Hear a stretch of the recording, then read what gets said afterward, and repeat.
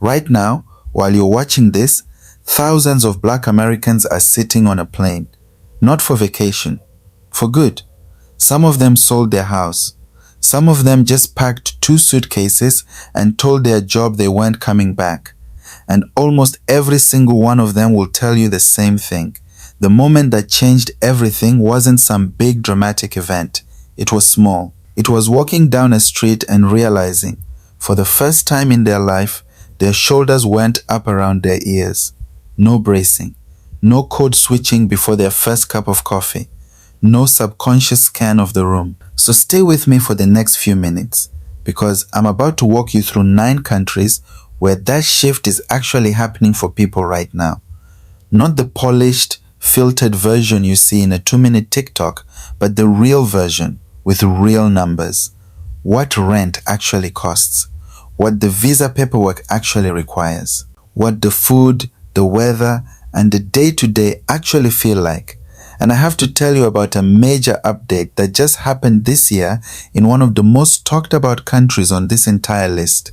A policy shift that a lot of relocation channels either don't know about yet or are conveniently leaving out. I'm not going to bury it at the end. I'm telling you now. It involves Ghana. And if you've had Ghana on your vision board, you need to hear this before you book a flight. By the end of this video, you're going to know exactly which of these 9 countries actually fits your life, your budget, your timeline, your non-negotiables, and which ones are just pretty on Instagram. Let's get into it. Let's start in East Africa with Kenya. Here's what nobody tells you about Kenya. It's not a slow down and unplug country. It's a country with 5G, a booming tech and startup scene in Nairobi people call Silicon Savannah, and an airport that connects you to the rest of the continent in a couple of hours. If you want culture and convenience, this is the blend. The first thing returning members of the diaspora mention is the psychological shift. You walk into a bank, a hospital, a government office, and every single person running it looks like you. That's not a small thing. People describe it as a weight coming off their shoulders they didn't know they were carrying. On weather, Nairobi sits at a high elevation, so despite being near the equator, you're getting spring-like temperatures nearly all year, mid-60s to low 70s Fahrenheit. No brutal humidity, no snow. Just consistently pleasant. On money, you can live very comfortably on under $2,000 a month. A modern 2-bedroom in a neighborhood like Kilimani, Lavington, or one of the leafy suburbs will run roughly $800 to $1,600. Meals out are $2 to $5. Uber and Bolt are everywhere, so you don't need a car right away. And when you want the coast, Mombasa and Diani Beach put you on the Indian Ocean with white sand and turquoise water that honestly rivals anything in the Caribbean, at a fraction of the price. The trade-off: bureaucracy can be slow, and traffic in Nairobi is no joke. But for tech workers, entrepreneurs, and anyone who wants African life without giving up modern infrastructure, Kenya is hard to beat. No country on this list carries more emotional weight than Ghana. And this is the update I promised you. Since the 2019 year of return, Ghana has positioned itself as the spiritual home for the African diaspora. That initiative pulled in an estimated 750,000 visitors and evolved into a permanent program called Beyond the Return. Sunday afternoons in Accra are genuinely legendary. Live music, community dinners, entire neighborhoods that feel like a family reunion. Ghana's signature offer to the diaspora has been something called Right of Abode, a status created under Ghana's Immigration Act that lets people of African descent live in Ghana permanently and work without a permit, without giving up their US citizenship. Here's the update. In February of 2026, Ghana's Ministry of the Interior and its Diaspora Affairs Office temporarily paused parts of its citizenship pathway for the diaspora, citing a backlog and the need to modernize the application process.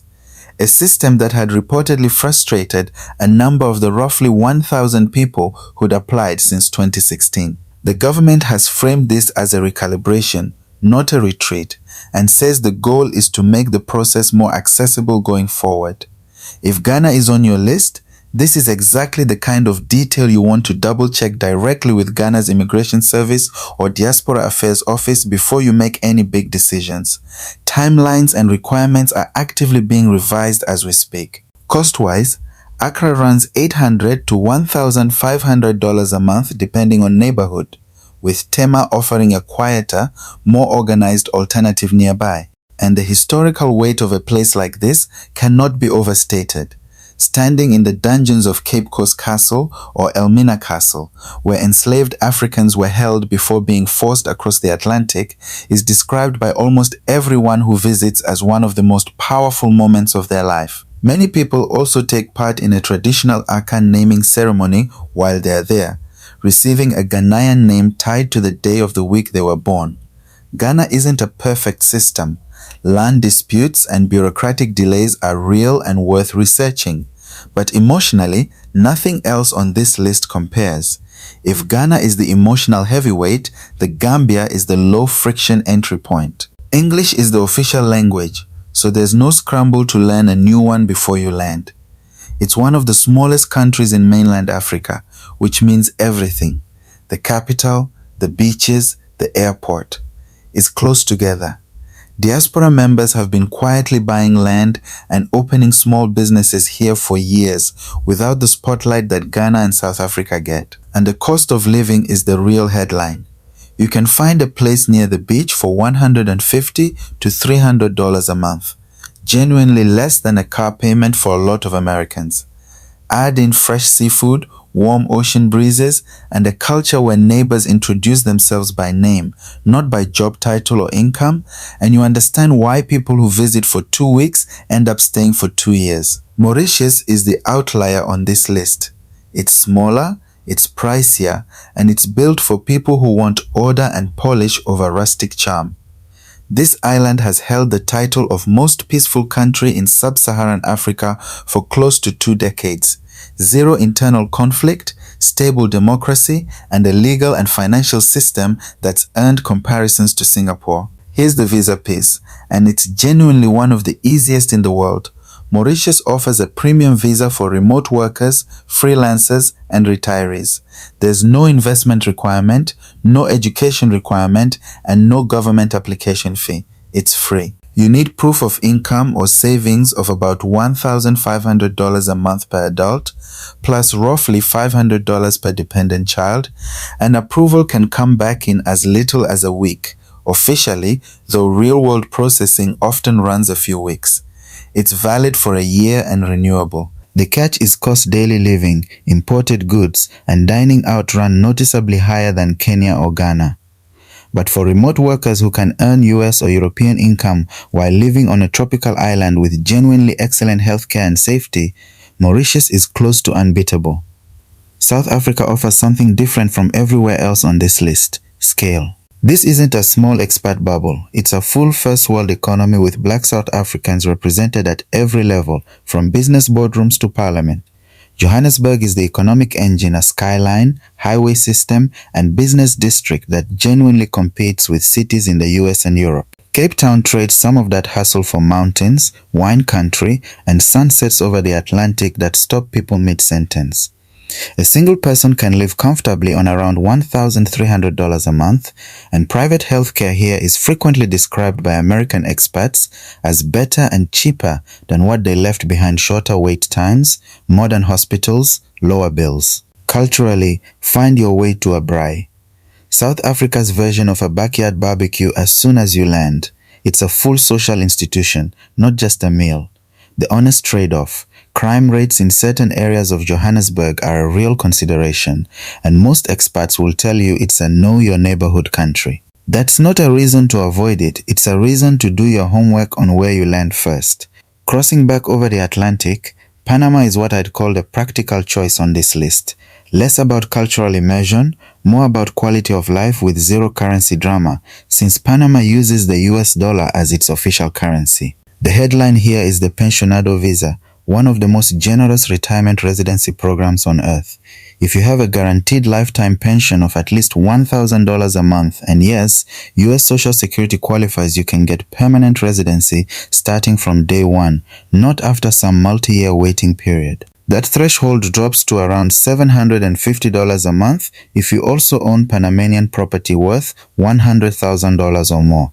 And the discounts attached to that visa, under a law that's been on the books since 1987, are legally mandated, not just marketing. Roughly 25% off restaurants and utility bills, up to 50% off entertainment and hotel stays midweek, 20% off medical consultations, 15% off hospital bills, and discounted airline tickets.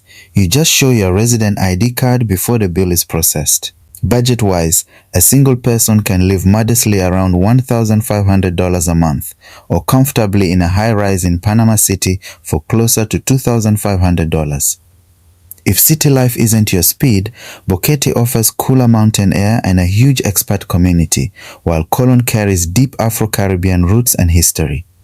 If Europe is calling, Portugal is consistently the answer. As of the 2026 Global Peace Index, Portugal ranks the 7th safest country on earth, a spot it's held since 2023, and it's recognized as one of the least militarized nations in the world. People who move there describe a culture where a stranger asking where you're from feels like curiosity, not confrontation. Lisbon and Porto have both gotten more expensive over the past few years as international attention has grown, but you can still live well on $2,000 to $2,500 a month outside the most tourist-heavy neighborhoods. And there's a real, active Black expat community here. Sunday dinners, African dance nights, and a support network that makes the adjustment a lot smoother than doing it solo. Outside the African continent itself, no country pulls you closer to that root culture than Brazil. More than half the population identifies as Black or mixed race, and in cities like Salvador, that culture doesn't just exist alongside everything else it runs the city. The music, the food, the religious traditions with direct West African lineage, the entire rhythm of daily life traces straight back. You're not a diversity statistic here, you're part of the cultural DNA of the place. Living costs run $1,200 to $2,000 a month depending on the city. Portuguese is genuinely necessary to integrate. This isn't a country where you can get by on English, but people who make that investment describe the payoff as spiritual as much as financial. And finally, the practical favorite for a lot of first-time relocators, Mexico. The appeal is simple. You change your entire quality of life without changing your time zone or your flight time home for the holidays. Residency is straightforward if you can show a monthly income around $2,600. Cities like Tulum have earned a reputation as a hub for Black American expats, with some even calling it the Atlanta of Mexico because of how tight and visible that community has become. You can live in real style for $1,500 to $2,000 a month. Here's the thing, nobody wants to say in a relocation video, every single one of these countries has its own invoice to pay. Ghana's citizenship process is genuinely in flux right now. Panama's paperwork takes months and needs a licensed local lawyer. South Africa requires you to be smart about neighborhoods. None of these are Wakanda, that place doesn't exist. What exists is a set of real trade-offs, and your job is figuring out which trade-offs you can actually live with. So ask yourself the real questions. Do you need the US dollar and zero currency